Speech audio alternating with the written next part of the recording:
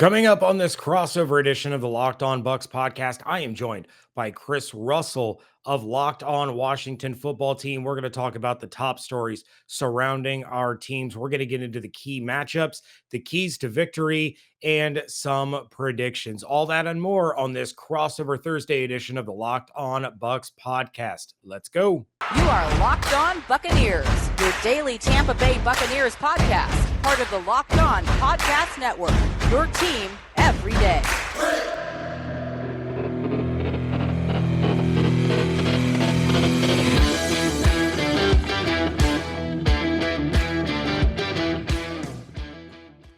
We welcome everybody to a crossover Thursday edition of the Locked On Washington Football Team and the Locked On Buccaneers podcast right here on the Locked On Podcast Network. I'm Chris Russell, co-host of the Locked On Washington Football Team podcast, along with James Yarko, the co-host of the Locked On Bucs podcast, as we get you set for the Washington Football Team and the Tampa Bay Buccaneers this Sunday at FedEx Field. Before we get into the content of our episode, this crossover episode of Locked On WFT and Locked On Bucs is brought to you by our friends at McDonald's. Proudly serving communities since 1965, McDonald's has always been more than just a place to get tasty, affordable food. It's an unofficial community center. A big thank you to our friends at McDonald's for always being there, because I'm loving it. All right, good to have you aboard with us, James. Good to hook up with you. It's been a while since we had a chance to talk. Let's see.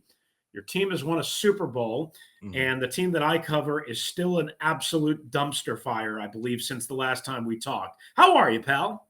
I'm doing well, thanks. I'm excited to do this crossover, although, I've said it on a couple of episodes, but full disclosure, I was really looking forward to us watching David in two different boxes have a conversation with himself for this crossover. I felt that would have been super entertaining. But no, it's fun to get back into the crossover game. David's been doing those for us for the last couple of years, whereas I started off, I think the last time you and I did one was my last year doing the crossovers. But yeah, it's been different rides for the two of us since the last time we spoke, though we hit some pretty low lows since then before the Super Bowl. Well, I think if memory serves me correct, I started doing Washington back when, of course, they were the Redskins in October of 2018. And I think we did an episode like that next month because that was that 16-3 game where Jameis and the Bucs offense under Dirk Cutter had like over 500 yards of offense and had 3 points, which is awesome because they kept turning the ball over. It was just absurd. I think that was the last time you and I got to do this and chat. So either way, it's good. Now Jameis obviously in New Orleans, torn ACL. Wish him well, no ill will. And then you get stuck with the greatest quarterback of all time. And when I say stuck, I mean, hello, the greatest gift known to mankind just showed up at Bruce Arians' front door. Yeah, it's certainly a shame that they had to find out what was behind door number 2, and that door just happened to be Tom Brady.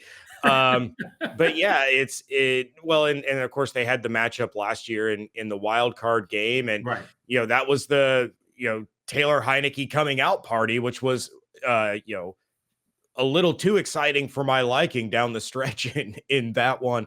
But yeah, excited about this game. Both teams coming off the bye. Both are rested. I won't say that they're both healthy, but especially not the Buccaneers. But it should be a fun matchup for sure. Yeah, no doubt about it. All right, so we'll get right into the swing of things here with a big story from each side. And, I'll ask you for yours. I mean, like you mentioned, both teams off bye, so you don't have a recent game per se. But we know the Bucs, first half ultimately much better than Washington's. You mentioned the playoff game last January. I think both teams are, Tampa Bay is much more similar to what we saw then when they rolled up, I think it was like 550 or so yards of offense against this Washington defense. And Washington's defense is much the same in terms of it's been pretty bad, but Washington's offense kind of different in a lot of ways as well. But from a big story perspective for you coming out of the bye, is it Tom Brady hating the 17 games? Is it the future and health of Antonio Brown, Rob Gronkowski? Is it something else you're worried about?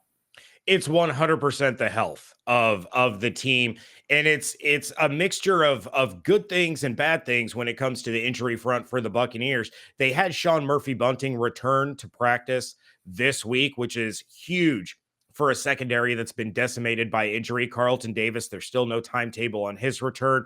Richard Sherman suited up against New Orleans, but he was a break glass in case of emergency kind of player. So they've been rolling out guys like Ross Cockrell, Pierre Desir, D. Delaney. Jamel Dean has really stepped up and played phenomenal football in the absence of Murphy-Bunting and Carlton Davis there.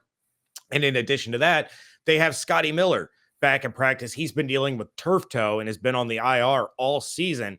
So having that deep threat starting to work his way back into practice, there's a light at the end of the tunnel for him. It's really exciting for the Buccaneers. You get your number 2 cornerback, you get your number, I don't know, pick a number out of a hat, kind of out of a wide receiver, because after Evans and Godwin, it's all kind of a mix of who's going to be the guy that day.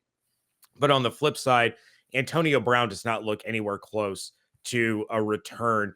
There were some videos circulating of his rehab. He does not look good right now. As an insurance policy, they've gone out, they brought back Breshad Perriman to the practice squad. I think he gets activated sooner rather than later, but that's a guy that flourished in Bruce Arians' offense in Arians' first year in Tampa when Mike Evans and Chris Godwin both went down. He had something like, almost 500 yards, and he had 4 touchdowns in the last 3 weeks of that season. It became an impact player, was able to parlay that with an opportunity with the New York Jets, and he's kind of bounced around, but it's nice to see him come back. And then the other big one to really look at is Jason Pierre-Paul. He tweeted out on Tuesday that this rotator cuff injury that he has is the worst injury he's had in his career. He can't sleep at night. He can't move his arm. He's in agony all the time. But he said he's going to tough it out because he made a promise to himself that he wasn't going to miss games with injury. He still has some impact plays. He's getting to the quarterback. He's batting balls down.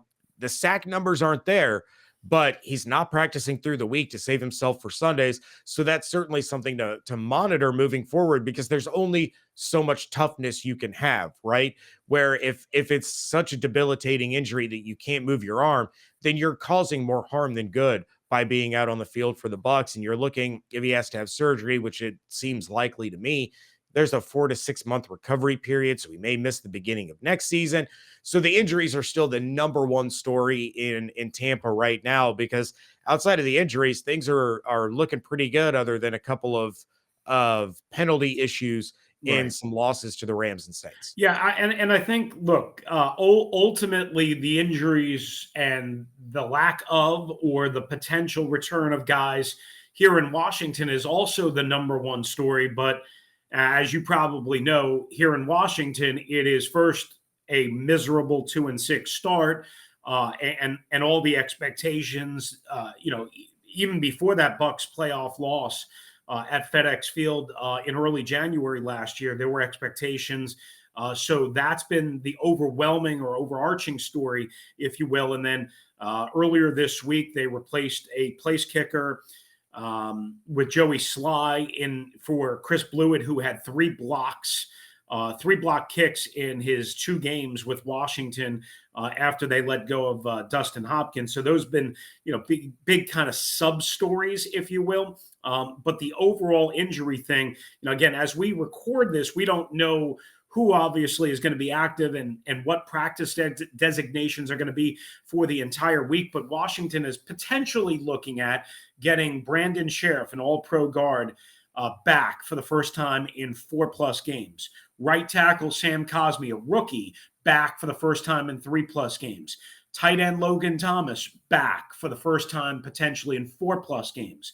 De'Ami Brown, a rookie wide receiver out of North Carolina, has been in and out. Cam Sims, same thing, in and out. Antonio Gibson has played their starting running back, but he's been less than 100% dealing with a shin injury. And they could get William Jackson III, a guy that they deemed absolutely necessary to go get in free agency. Why? Because partially Tom Brady and the Buccaneers absolutely torched Ronald Darby in the game, in that playoff loss that I was mentioning for Washington last January, and the playoff win, of course, for the Buccaneers, which kind of fueled them the rest of the way. So really, again, that's the big overall arching storyline here is, yes, you're 2-6, and that's a miserable disappointment, but are you even going to have close to your full roster, or what you were hoping to be your full roster, to try and contend and keep it close and give yourself a chance with the Tampa Bay Buccaneers? And oh, by the way, that's without even saying Curtis Samuel, who, again, we think is going to come back, but he's only played one game for Washington so far. Oh, and then a name that Buccaneers fans, quite honestly, remember, probably not for all the good things, Ryan Fitzpatrick is not coming back this week. And quite honestly, he might not come back for a couple of weeks, if at all, after being knocked out in the season opener. So a lot going on here in Washington. Why don't we take our first time out of this episode of this crossover Thursday edition of the Locked On Bucs and Locked On Washington Football Team podcast with James Yarko of Locked On Bucs. I am Chris Russell, Locked On Washington Football Team. We will have our keys to the game, X's and O's, and our picks and predictions all still to come right here on this particular episode. Stay with us. Guys, it is, again, Chris Russell for our friends at McDonald's. This episode of the Locked On Washington Football Team and Locked On Bucs crossover edition is brought to you by McDonald's, proudly serving communities since 1965. McDonald's has always been a place to get more than just a tasty, affordable meal. It's a place where friends and family can come to reconnect, a place where classmates can meet up for a study group, knowing they'll have dependable Wi-Fi and endless supplies of French fries and McFlurries. Gosh, does that sound good? Win or lose, it's a place where teammates, competitors, the home team, or the away team can come to recharge. It's the place you always look forward to stopping on a long road trip to rest your legs and refuel. So head to your local McDonald's to refuel, reconnect, and get set. Did somebody say a Locked On Bucs, Locked On Washington Football Team watch party at McDonald's? McDonald's, I'm loving it. And for those of you that need to do the other kind of refueling, we have the perfect app for you, and that is Get Upside. Our listeners are making up to 25 cents for every gallon of gas every time they fill up. Just download the free Get Upside app in the App Store or Google Play. Right now, use promo code TOUCHDOWN, and you're going to get a bonus 25 cents per gallon on your first fill up. That's up to 50 cents cash back. You don't have to pay those astronomical full prices at the pump anymore. You get cash back using Get Upside. Just download the app for free. Use promo code TOUCHDOWN to get up to 50 cents a gallon cash back on your first tank. Some people who drive a lot, that's me. For those of you from listening for the Washington Football Team, I'm a hockey dad. I am driving all over a 4-state area all the time to take my son to games. Get Upside has been a lifesaver, making up to $200 to $300 each month in cash back. There's no catch. The cash back gets added right to your account. You can cash out anytime using your bank account. You can send it to PayPal. You can redeem it for e-gift cards for places like Amazon, and they have everything. So why not? All you have to do is download the free Get Upside app. Use promo code TOUCHDOWN.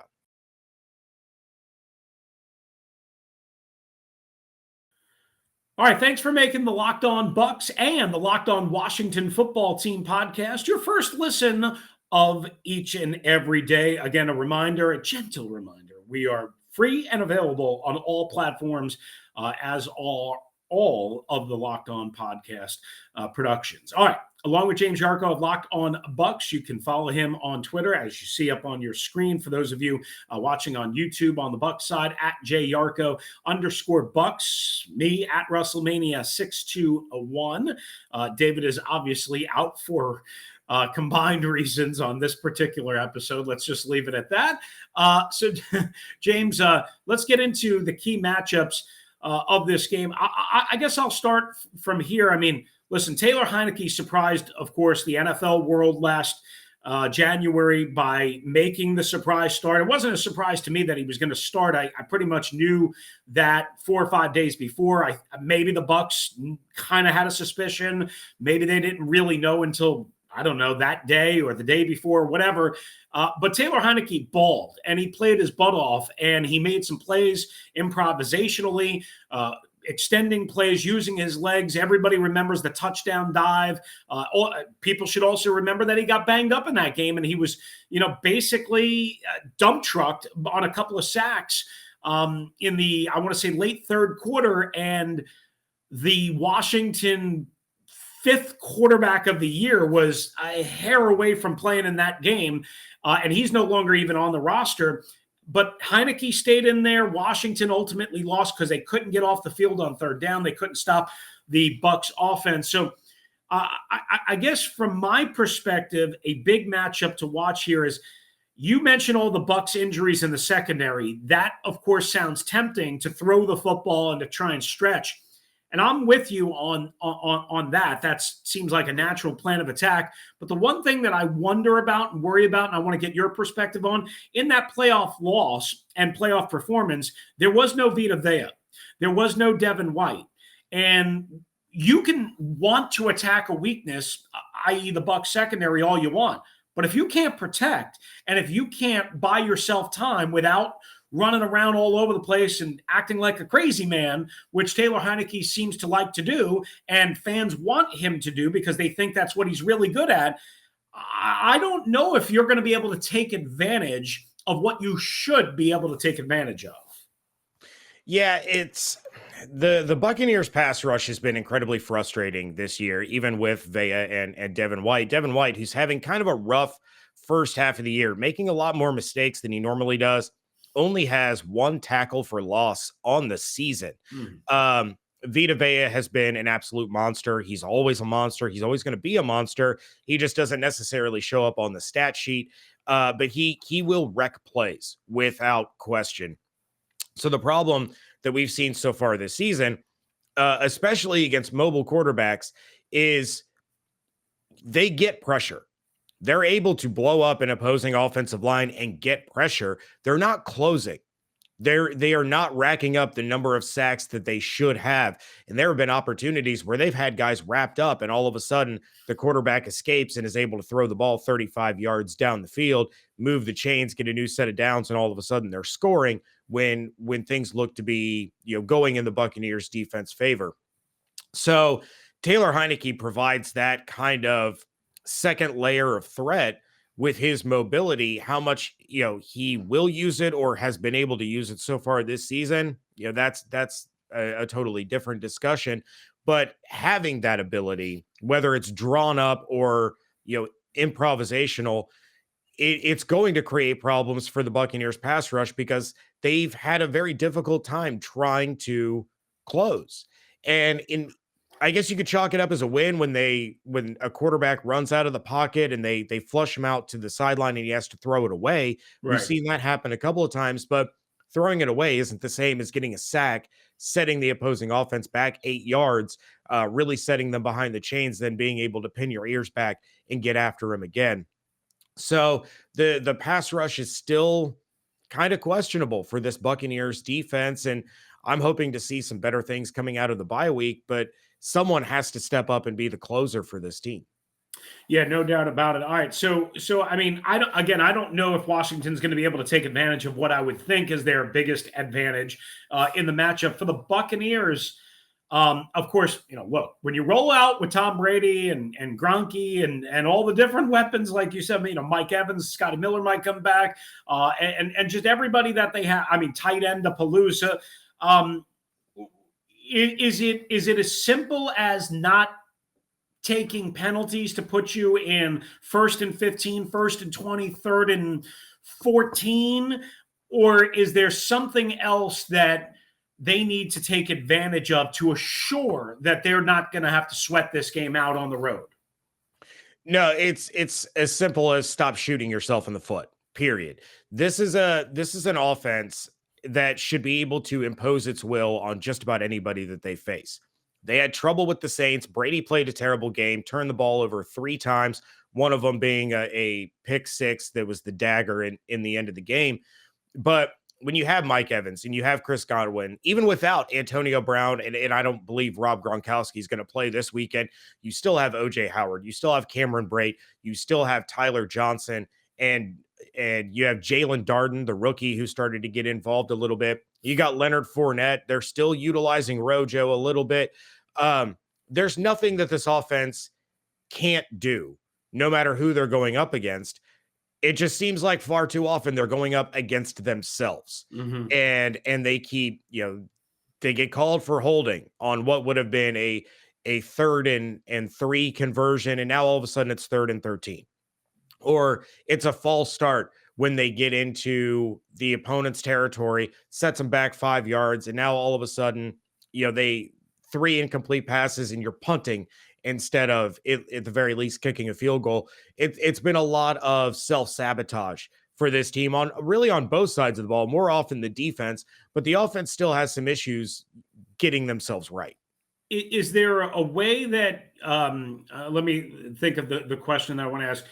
Because of what happened in that New Orleans game, and even though the New Orleans defense is way better than the Washington defense, is there any chance in your mind, outside of the penalties and I guess maybe the turnovers, that maybe some of those struggles carry over? I don't think so.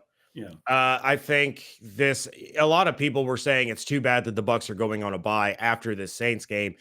And I'm thinking it's kind of the opposite. This is a Tom Brady led offense that has had to sit and stew on that loss for 2 weeks. And I think they're probably going to play a really, really clean and a really efficient game. I see this kind of going the same way the Bears game did, where they only had 1 penalty in that entire game.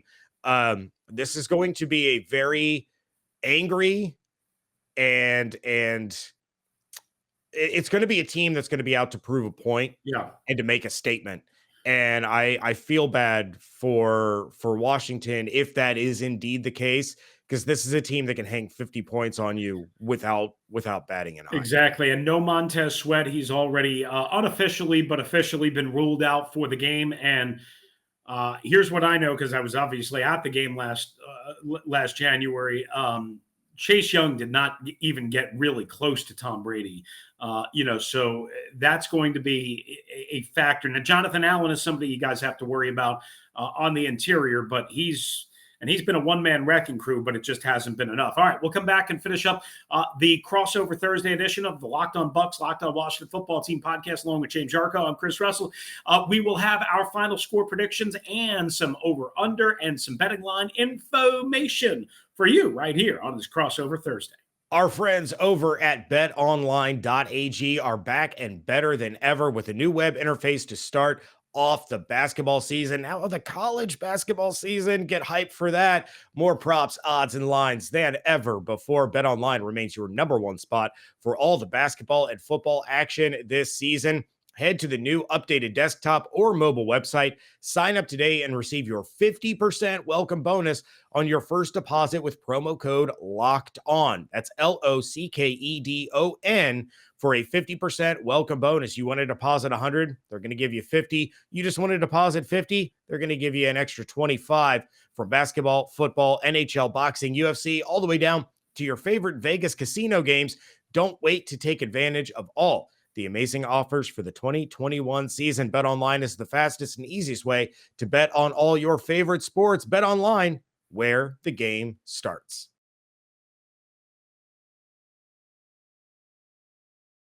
All right, along with James Yarko, Locked On Bucs podcast, I'm Chris Russell, Locked On Washington Football Team podcast. This is a crossover Thursday edition as we wrap up.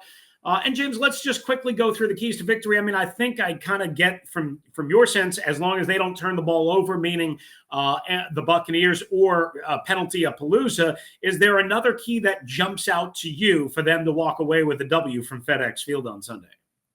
To me, a lot of it has to do. I love Antonio Gibson. I think he is the kind of player that can completely change a football game. but I'm not so worried about Antonio Gibson in this particular game. The Bucs rush defense is still one of the best in the NFL. They've gotten gouged a little bit. Khalil Herbert had a really good game against them in the second half, got to 100 yards rushing. And then Mark Ingram, it was really an impact player out of the backfield for the New Orleans Saints 2 weeks ago.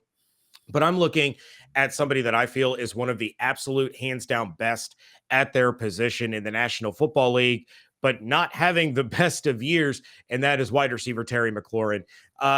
In 3 games this season, he's looked like Terry McLaurin, gone over 100 yards, but in every other game, he's below 70.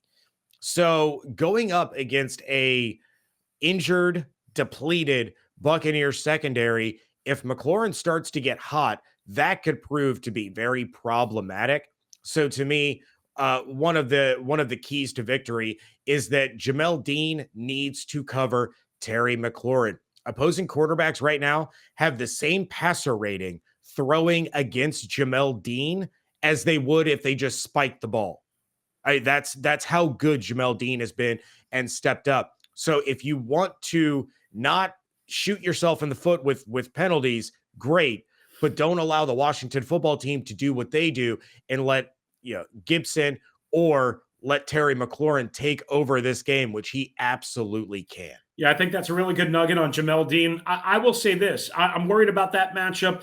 I'm a little less worried if, honestly, Curtis Samuel and De'Ami Brown and Logan Thomas all return from their injuries. And again, we just don't know at this point, so we'll have to wait and see, not only for Friday, but also perhaps Sunday morning when inactives are due. As far as McLaurin goes, I don't think the struggles, quite honestly, are really on him. It's not like he's slowed down or not been, dropping too many passes or anything like that. I largely think it's Taylor Heineke, and that's and that's going to be my ultimate X factor, if you will, in this game is can Taylor Heineke take advantage of that and some of the secondary issues that you mentioned. And I'll just throw this out. Washington can move the football on first and second down. That hasn't been really the problem.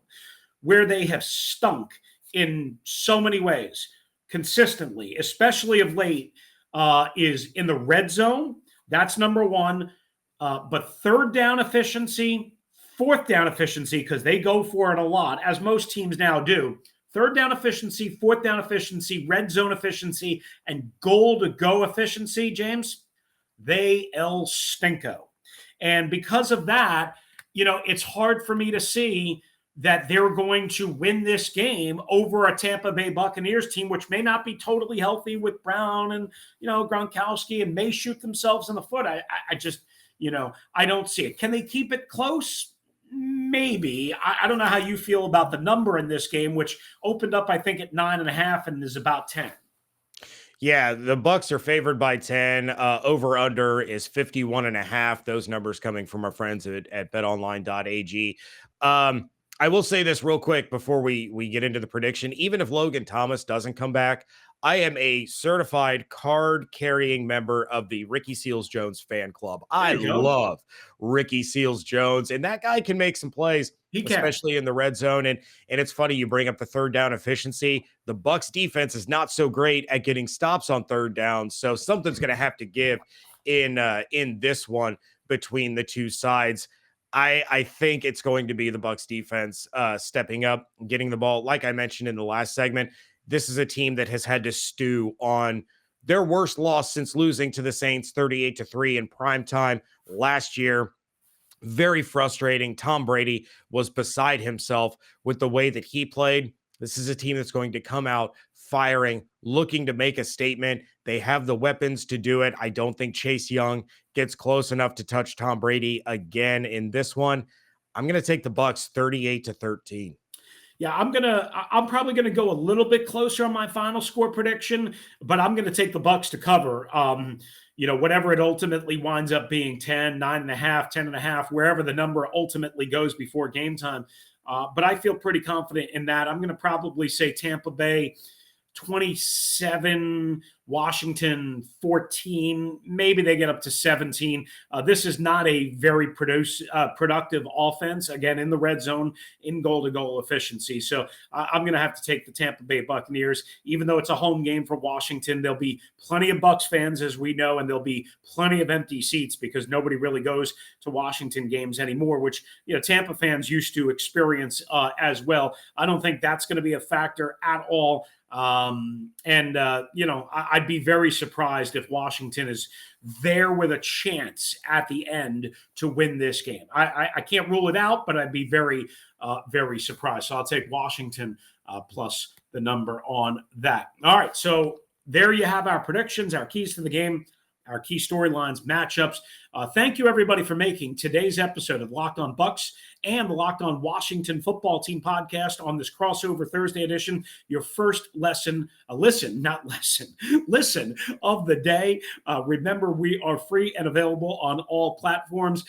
Now make your second listen of the day, the Peacock and Williamson NFL show with Brian Peacock, former NFL scout Matt Williamson, giving you the expert analysis on the NFL in less than 30 minutes. It's free and available on all platforms. If you have a question or a voicemail and a take for the Bucs side, you can hit up James and David at LockedOnBucsPodcast@gmail.com. That's LockedOnBucsPodcast@gmail.com, or leave a voicemail 813-444-5841. If you have a question for me on the Washington side and David, you can email lockedwftpod@gmail.com or call on the voicemail 301-615-3577. That's 301-615-3577. James, that's going to do it for us. Let's not have it be another 3.5, 4 years, a Super Bowl, a all-time elite quarterback shift before we talk again. Okay.